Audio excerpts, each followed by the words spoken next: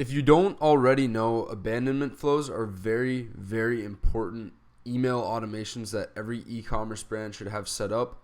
And in this video, I'm going to show you exactly what they are and the 4 abandonment flows that you need to set up, along with an exact template that you can use to set them up for your brand. So, first of all, if you don't know what abandonment flows are, they're essentially flows of emails which are automated to send to people that are on your website of your e-commerce brand, and they leave at a specific point. So there are 4 main ones. There's site abandonment, browse abandonment, abandoned cart, and abandoned checkout. We're going to get into the specifics of each in this video. And another important point I want to make before we get started is that the flows I'm going to review in this video and the kind of like templated strategies you can use are they're displayed in a way that any brand could use them based on the way that they're going to be displayed in this video. If they're performing well, I recommend adding more emails to these flows because the longer they are, the better.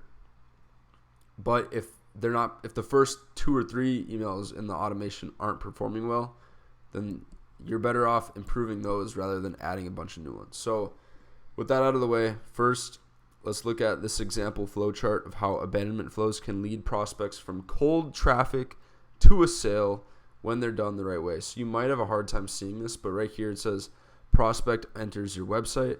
Now the goal here is to get them from entering the website to checking out some products, to adding products to their cart, continuing to the checkout page, and then placing an order, and you make money.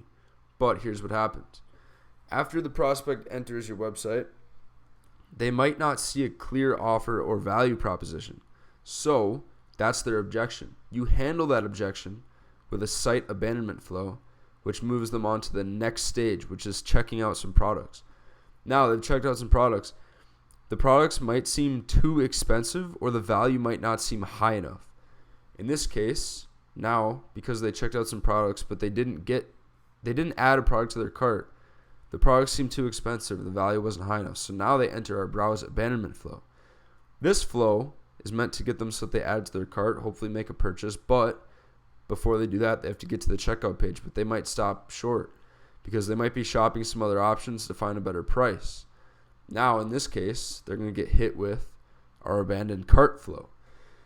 And that pushes them to the checkout page, but now before they place an order, they might not like the shipping fees or the shipping time or something like that. So now they get hit with an abandoned checkout flow, which finally pushes them to push an order. This is an extreme example, but this just goes to show how at any stage of the funnel, people have different objections. And these abandonment flows are what handle those objections to turn people into buyers.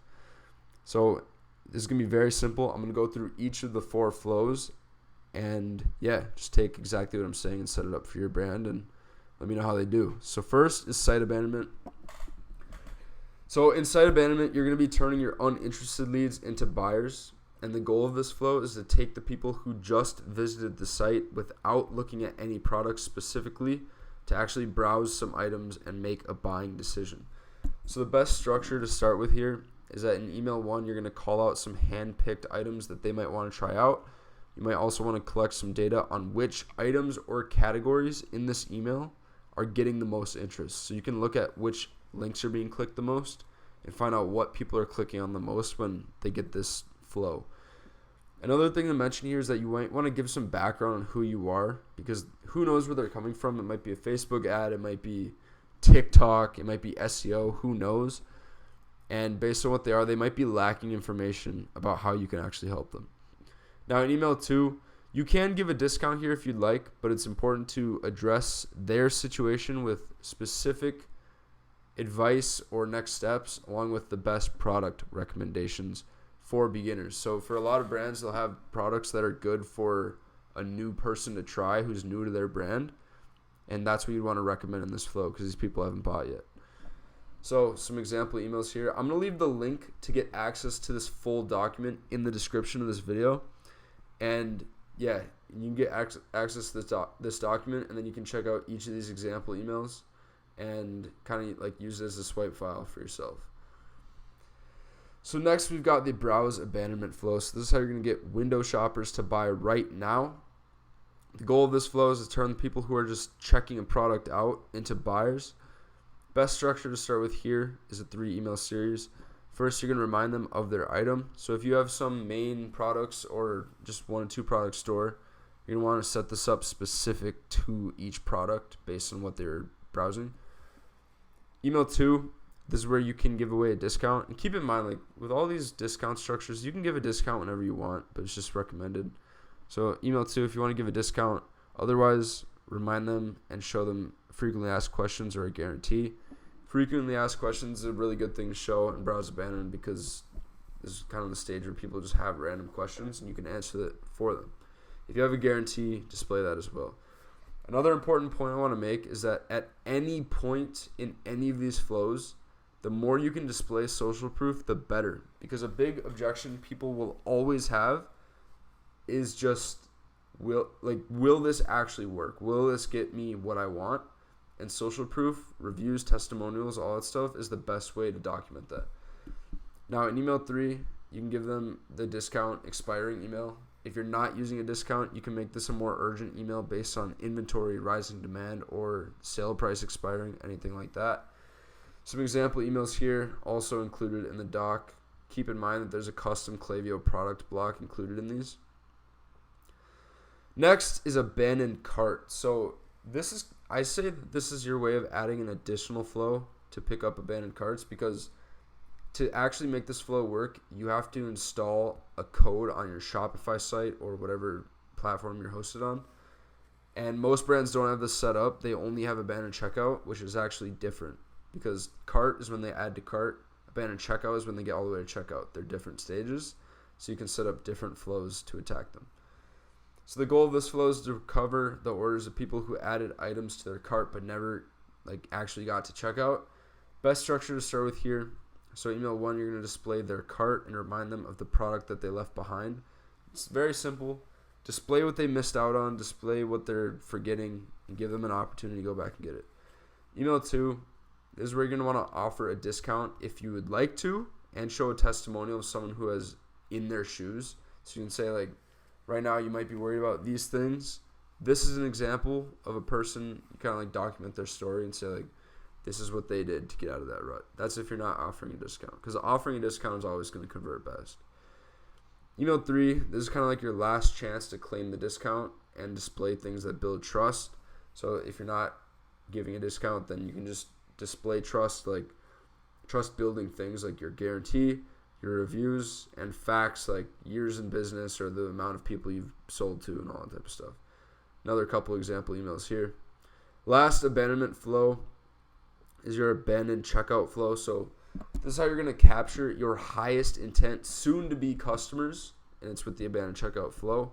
The reason they're highest intent is because these people have, like, imagine this, these people have gone to your website, they've checked out some products, they put them in their cart, and they clicked checkout. So they got to the stage where all they have to do is put in their info and click buy, but they didn't buy.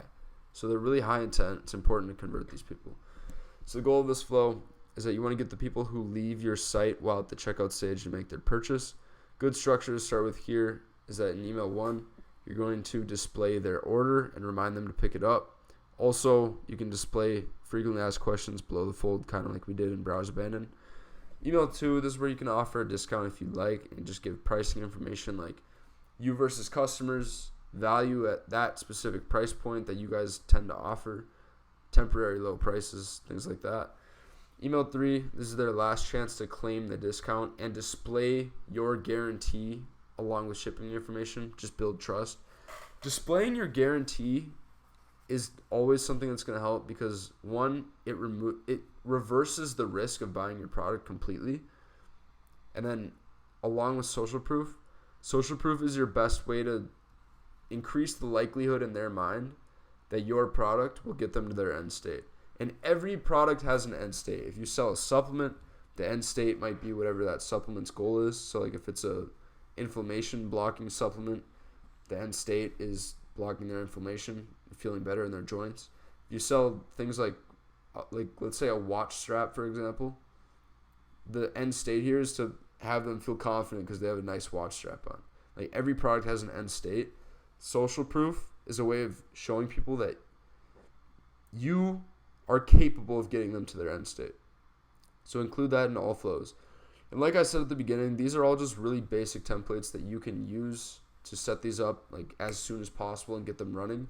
From there, you can audit them, figure out what's working, what's not working, what you want to change, what emails you want to add, stuff like that. But that's about it for this video. If you want us to build out an entire abandonment flow structure for your brand, I'll leave a link in the description where you can book a call with me and my team. We guarantee to increase your monthly email and SMS revenue $30,000 to $100,000 per month in just 60 days, or you don't pay. Hit the link in the description if you want to book a call with me today. We'll talk about how our team could work with you. Also, I send content just like this 5 times per week to my email list. If you want to jump on that free email list, I'll leave the link in the description. Jump on there. We cover like technical stuff like this as well as like high level principle based stuff. So jump on that email list if you have any interest in increasing your e-com brand's revenue, and I will see you inside.